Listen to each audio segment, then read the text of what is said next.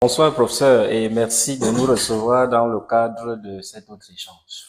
Merci, Dr. Foguet. Merci de me recevoir à Campus Africa TV. Merci de m'introduire dans ce laboratoire qui est le nôtre, philosophe et savant. Oui, oui. Et je suis content d'être avec vous à cette émission en espérant être à la hauteur des questions que vous allez me poser. Vous serez à la hauteur, professeur. Il fut un temps où les étoiles étaient des dieux, les maladies des malédictions et la vie une énigme trop sacrée pour être explorée. Puis la science est venue, non comme une religion de remplacement, mais comme une patiente tentative d'éclairer l'obscur. Elle n'a pas tout expliqué, et c'est peut-être sa plus grande vertu. Nous rappeler que comprendre n'est pas posséder, que nommer n'est pas réduire. La science, quand elle est humble, ne remplace pas le mystère. Elle l'approche avec rigueur et émerveillement. Voici quelques questions pour nous approcher de ce que la science, en toute humilité, nous murmure sur notre existence. Professeur, comment les découvertes scientifiques récentes modifient-elles notre compréhension sur ce que signifie être vivant? De toutes les façons, la science est d'abord la rupture avec les mythes, avec les a priori usuels ou traditionnels. La science est l'entreprise rationnelle qui consiste à comprendre, à décrire, à mesurer et à prévoir le réel. Ainsi défini, on comprend que la science est cette démarche rationnelle dont la méthode consiste en l'expérimentation et en la démonstration. À partir de là, elle a structuré un langage pour comprendre la nature. Et ce langage est la mathématique.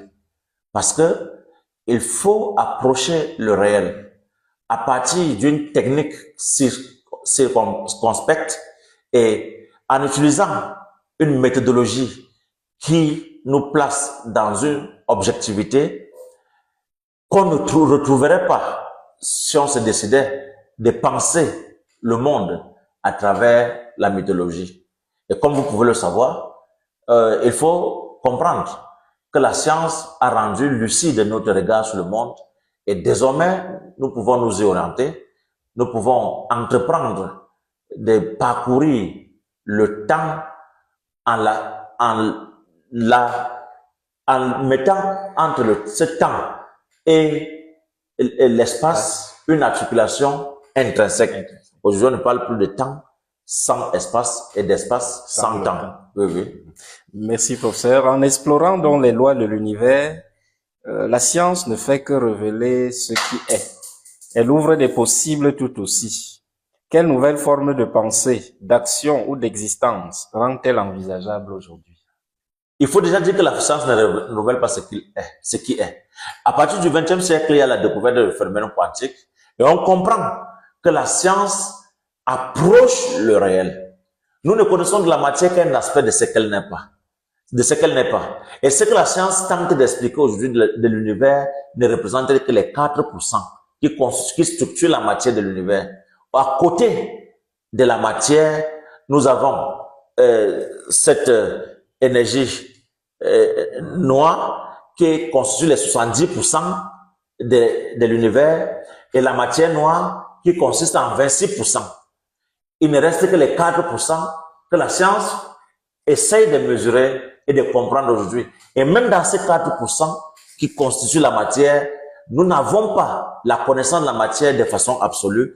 Nous n'en connaissons qu'un aspect de ce qu'elle n'est pas. On ne peut pas vous dire, voilà ce que serait la matière. À partir de la découverte du principe de non-inertie et du fait que la matière n'est pas essentiellement phénoménologique ou physicaliste et qu'il y a une dimension énergétique de la matière qui consiste en ce qu'on appelle le critère d'onde, qui est la caractéristique de la matière en tant que chose en mouvement en permanence, on arrive à comprendre que ce que nous avons de la matière est un aspect de ce que les instruments nous révèlent d'elle. C'est-à-dire, pour comprendre la matière, il faut la traquer avec nos instruments pour que finalement, elle ne nous révèle qu'un aspect de ce qu'elle n'est pas vécu. Vous semblez là mettre en exergue la gestion ou plutôt l'essor technologique. Je m'en vais là vous poser la dernière question. Quelle politique donc pour la gestion de cet essor technologique? La grande politique consiste d'abord à comprendre la science. Pourquoi la science? Comment la science? Et quelle science? Il y a la politique qui s'accommode de l'idéologie et qui pourrait pervertir la perception qu'on a de la science aujourd'hui, parce que la politique contemporaine s'est rattachée aux principes néolibéralistes qui font en sorte que la science serait instrumentalisée. Or, la science n'est pas idéologique. La science est fondée en objectivité. C'est juste que les productions technologiques d'aujourd'hui répondent à des besoins idéologiques et cela détourne notre perception de la réalité même de la science. Ce qu'il faut faire aujourd'hui, c'est d'encourager la science, mais de continuer à percevoir la science à partir de ces principes d'objectivité pour savoir de quelle science nous avons besoin pour construire notre environnement, rendre viable l'univers dont nous faisons partie et cet univers qui est en même temps notre environnement et pouvoir nous projeter dans le cours de l'histoire en procédant par une marche dont le véhicule utilisé pour la réalisation de cette marche est une vision qu'est la science qui utilise aujourd'hui les instruments pour nous rendre compte de ce qu'est l'univers et pour nous amener à comprendre si on pourrait faire de cet univers une autre réalité, mais pourvu que cela participe de l'épanouissement existentiel de l'homme. Merci pour votre disponibilité, professeur. C'est moi qui vous remercie pour m'avoir pris aussi à chaud. J'avoue que je n'étais pas totalement préparé à cette émission. Je vous remercie. Merci. Campus Africa TV, 8 Art Intelligentsia Television.